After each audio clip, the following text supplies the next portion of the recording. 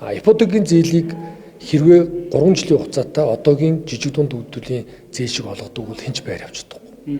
Одоо залуучууд дөнгөж одоо амьдрал дээр гарч байгаа залуучууд сартаа яаж одоо 150 сая төгрөгийн 100 сая төгрөгийн ипотекийн зээл авлаа гэхэд 3 жил туугаа толно гэвэл сартаа одоо 10 20 сая төгрөг төгөл хинч чадахгүй шүү дээ. Харин урт хугацаатай ипотекийн зээлийг 15-аас дээш жил олгодог учраас энэ хүмүүс маань залуучууд маань ипотекийн зээлд хамрагдахдаа сарда одоо 500 мянган сая төгрөг төлвөл энэ бол тэр одоо амьдралд нь одоо боломжтой тийм цалингаасаа энэ дэгдүүлчихэд үлдснээр өөр амьдралаа авах боломжтой болчиход байгаа байхгүй. Яг тэр шиг жидүүгийн зээлийг ийм 3 жилийн хугацаатай олгохоор эхний жилд нь яг зөвхөн хүүгээ төлөөд үндсэн төрөж чөлөөлөгдөж гэсэн дараагийн 2 жилд нь нөгөө 100 сая төгрөгөө шахаад төлчихөр жил 50 сая төгрөг төлнө гэхээр сард одоо тий 5-10 сая төгрөг төлнө гэхээр энэ бизнесээ босгож чадахгүй байхгүй.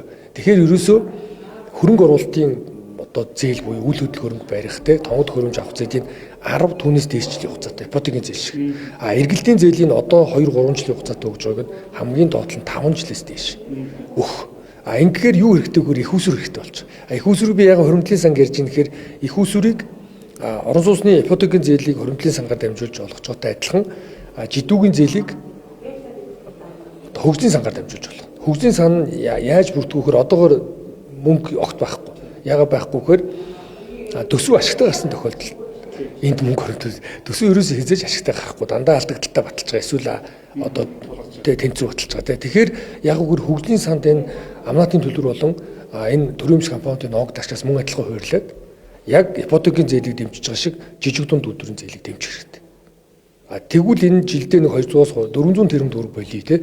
Жилдээ 200-аас 300 тэрбум төгрөг тэр санд ороод ах юм бол 5 жилийн дараа ихэд нэг их нийт төгрөг болно. Хоёр их нийт төгрөг болно. Сан маань өөрөө.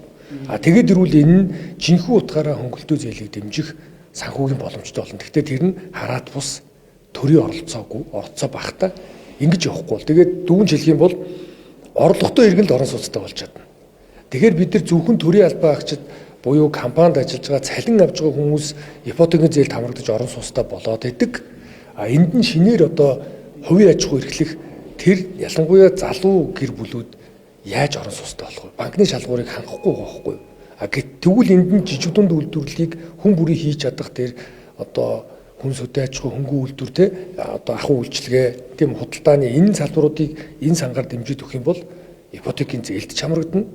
Эндээ жижиг дунд үйлдвэрийн зээлдээ чамрагдаад явах хувийн хвшил тулгуурс эдийн засгийн энийг хэлээд байгаа байхгүй. Тэгэхээр энэ лүгөө ингэж итгэж өгөхгүй болохоор одоо ингээд энэ төсвөөс хараад байдалтай байгаад хаар ерөөс энэ сан маань одоо юуг биелүүлж чадахгүй шүү дээ. Тасралтгүй шаардлага хангасан бол маргааш очиж зээл авдаг байх хэрэгтэй байхгүй. Түүнээс жил хүлээж аваад жилд ганцхан удаа улсын наадам болж байгаа юм шиг тий. Дараасны наадам даанч хол байна гэдэг шиг жилд ганцхан удаа яавна гэж бол байхгүй шүү дээ. Тэгэхээр ийм л одоо өөрсдүүдийг оруулахаар ингэж төлөвлөж байгаа энэ ташрамт одоо таны асуултанд дэлгэрэнгүй хариулах.